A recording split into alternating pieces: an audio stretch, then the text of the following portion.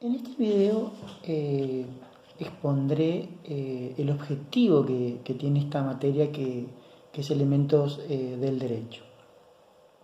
Esta materia lo que procura es que ustedes adquieran una comprensión más acabada de los conceptos jurídicos que están presentes en el mundo del derecho, que realicen una correcta utilización de una mínima terminología básica inherente al campo del derecho, que se familiaricen con las instituciones básicas que componen la legislación jurídica argentina y que entiendan el modo en que el derecho opera en las relaciones entre los individuos. Ello, por lo tanto, les permitirá maximizar su desenvolvimiento en el ámbito laboral. Esta materia va a estar distribuida de la siguiente manera. Son 4 unidades y en la primera vamos a ver conceptos básicos como, por ejemplo, qué es una norma jurídica, qué es el derecho positivo, qué es el ordenamiento jurídico, cómo están interrelacionadas las normas, las clasificaciones que existen entre el derecho público y el derecho privado, profundizando en el derecho civil, que es lo que vamos a ver específicamente en esta materia. En el punto 2 vamos a hablar de fuentes del derecho. En el punto 3 vamos a clasificar al derecho en objetivo y subjetivo. Vamos a hablar de qué es lo que es la teoría del abuso del derecho. En el punto 4 vamos a hablar de la persona y ahí vamos a distinguir entre persona física, en la que es la persona humana, y la persona jurídica. ¿Cuáles son los atributos de cada una de esas personas? Empezando por cómo se crea una persona jurídica o desde cuándo el derecho considera que una persona humana tiene derechos. Y así vamos a hablar de los atributos que tienen, como por ejemplo el nombre, el domicilio, el estado civil, el patrimonio y los derechos personalísimos. Ya en la unidad 2 vamos a hablar de cosas y bienes. ¿Cuál es la clasificación de cada una? Bienes pertenecientes al dominio público, bienes pertenecientes al dominio privado. En el punto 2 vamos a hablar de hechos simples, hechos jurídicos, simples actos lícitos y qué es lo que es un acto jurídico.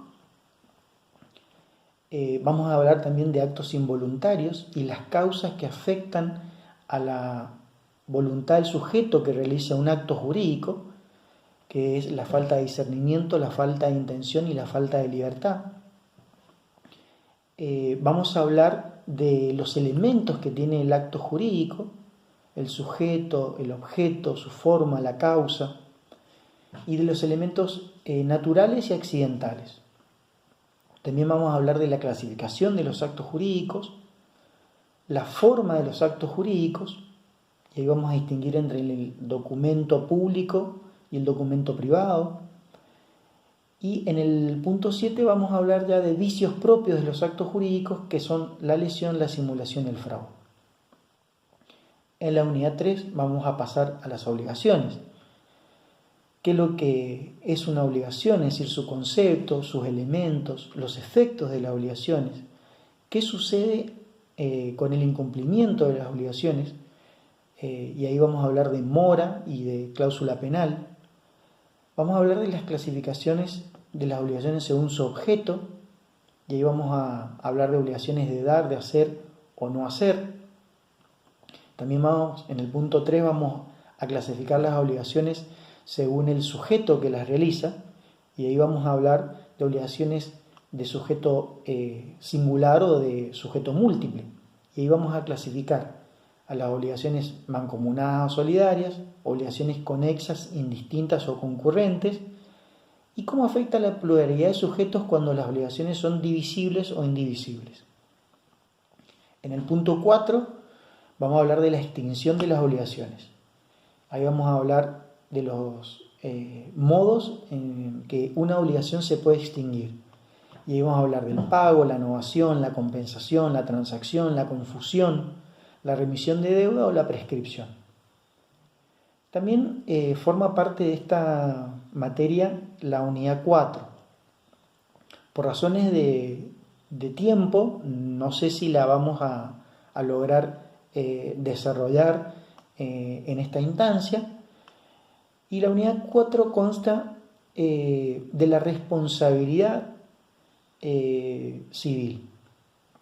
Ahí vamos a hablar de la función preventiva, es decir, del deber de prevenir el daño.